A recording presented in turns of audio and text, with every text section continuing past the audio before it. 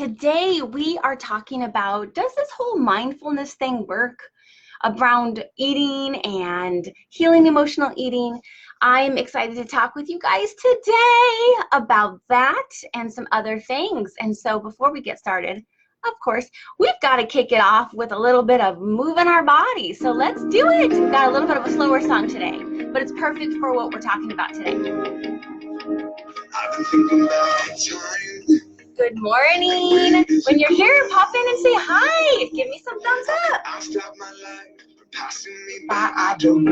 Good morning. We're talking about mindfulness today. When I wake up one morning, just wishing that I could go back. I've been thinking about maybe I can make a change. Good morning. Who do we have here today? This is my bed. Singing, oh, God, keep me in the moment. Help me live with my eyes wide open. 'Cause I don't want to miss what you have for me. We're talking about mindfulness. Does it actually work?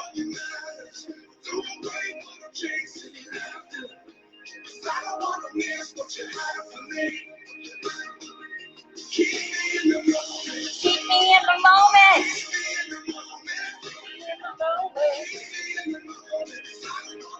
Good morning. Hi.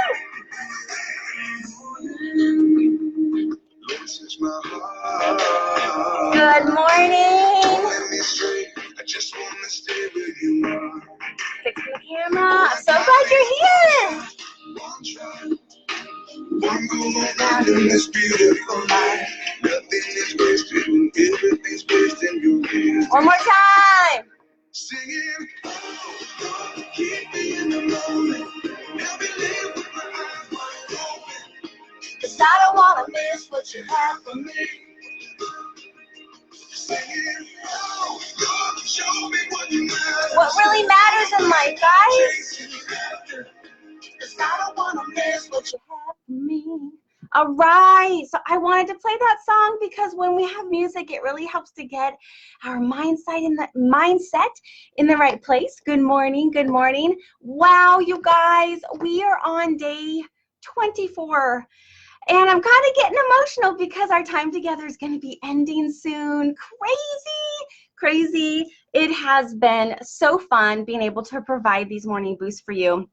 So before we jump into this, just a quick reminder that these morning boosts I am doing and giving you the best information about Blissfully Healthy and what does it look like to be in Blissfully Healthy land and what it's all about and the approach that I offer with healing emotional eating. I'm giving you my best stuff. So I'm going to be taking these down here in the end of January.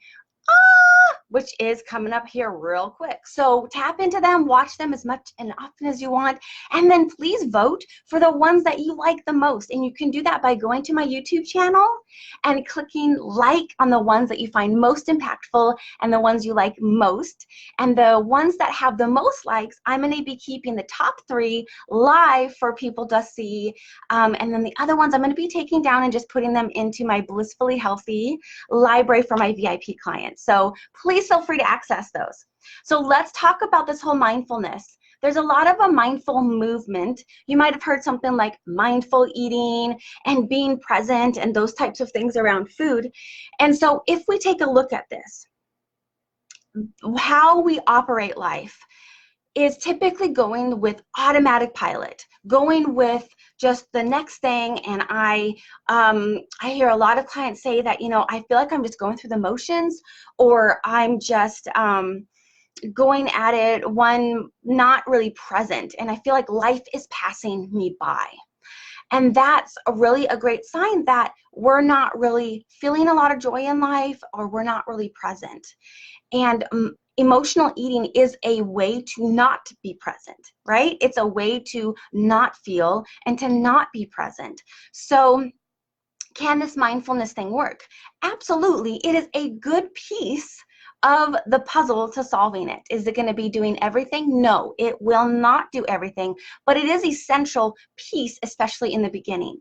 So as an example, I posted on my page a couple days ago this meme of something about the past and then the future and then the now is in the middle.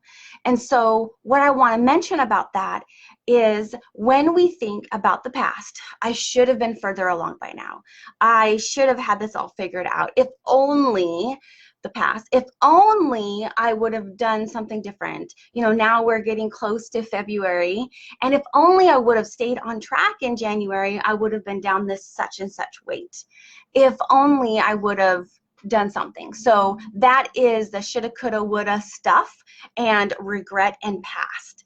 And so when we are thinking about those types of things, then what happens is we get stuck in the past. Our mindset is stuck in the past, even though we're living now. And so a lot of that can be very normal, but we don't want to get stuck in it. We want to say, oh, okay, wow, hindsight's 2020.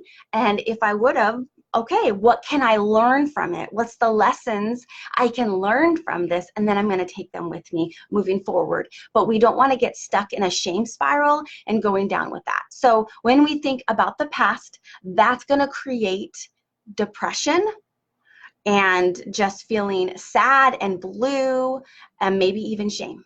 Okay? So that's the emotions that typically pop up. So do you see that for you?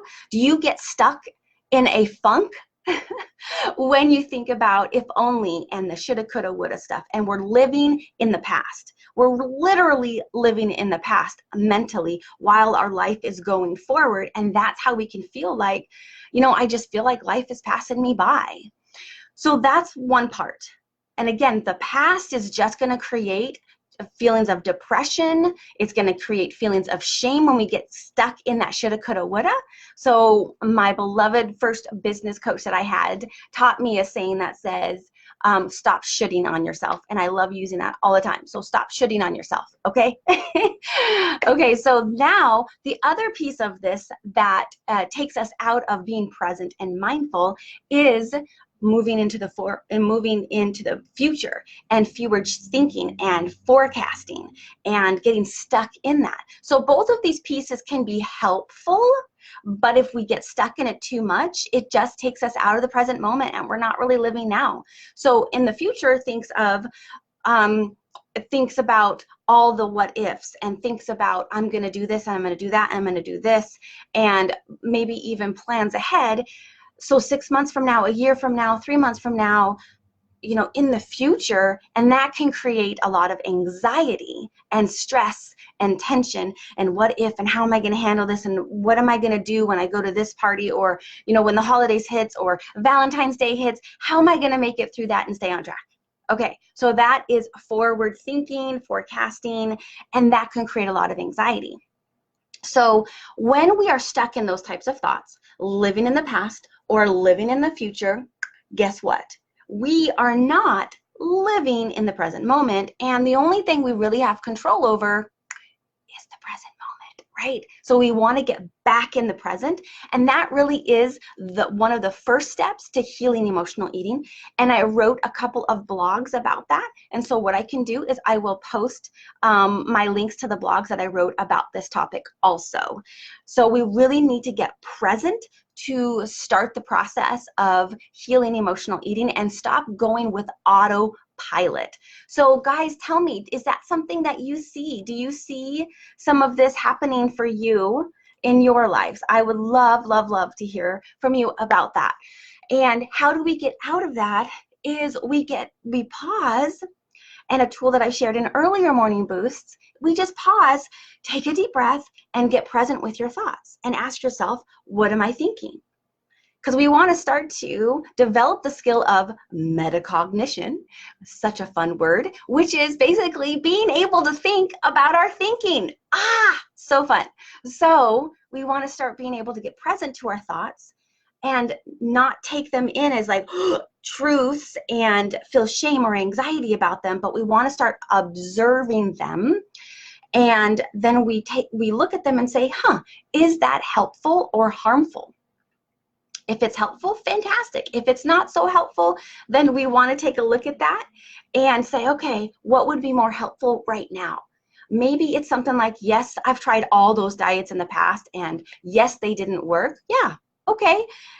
And yet I didn't have all the puzzle pieces like what we're talking about right now to help me really truly heal. I didn't actually get what I needed because healing emotional eating is not a food problem. And I've been looking at it from a food problem perspective of tell me what to eat and what not to eat.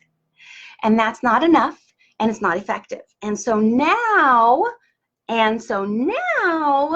I have more insight and puzzle pieces, and I have the opportunity to have the support I need to actually heal this and be done with it all and get back to living in the present and having an awesome life where you are taking the reins back in your life. You're getting back in the front seat of what my business coach likes to talk about. Get back in the front seat that I have, the business coach I have now.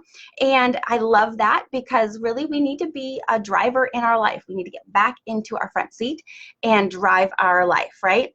Okay, so that's that piece. I will post those blogs. I want to keep these a little bit short, but if this is speaking to you and you want to learn more about the emotional tools to help you with healing emotional eating, literally when you're in the middle of just like, get out of my way, give me the food, I just want food, because that happens, then you can have tools in that moment you can use within 3 seconds, 30 seconds to be able to get back to a place of feeling centered and peaceful, and the craving to want to emotionally eat will just fall away. And there's nothing to try to control or stay on track, but it will literally fall away. That can happen. And so this journey does not need to take an excessive amount of time each day or each week. And it's really a folding in and allows you to actually do more in life as well. So I hope that you'll reach out if this is speaking to you. There's a couple of links in the description. One is if you want more information about coaching, let's set up a time to chat. I am booking out, so it might take about a week or two to get on my schedule, but if you are not able to get in, feel free to send me a message and we can open up some time for you. So I love to connect with you, and I also have a $97 program that you can just give a test drive, what it feels like to get back in your front seat. Use that test drive to see if it's a good fit for you, and then we can figure out from there what you might want to do. So ladies, gentlemen, until we chat again, you are invited to stop dieting and start living. And that means starting to get in the present moment, because a blissfully healthy lifestyle does not have an expiration date. And you are worth it. I will talk to you on Monday for Morning Boost number 25. And we're going to be wrapping up these series here real soon. So get in there and watch the videos, like the ones you like, vote. And while you're on my YouTube channel, hey, I'd appreciate it if you subscribe. And that way you can also get more updated videos and be the first to get those and get lots of awesome content like this. All right, see you later. Happy Friday. Have an awesome weekend.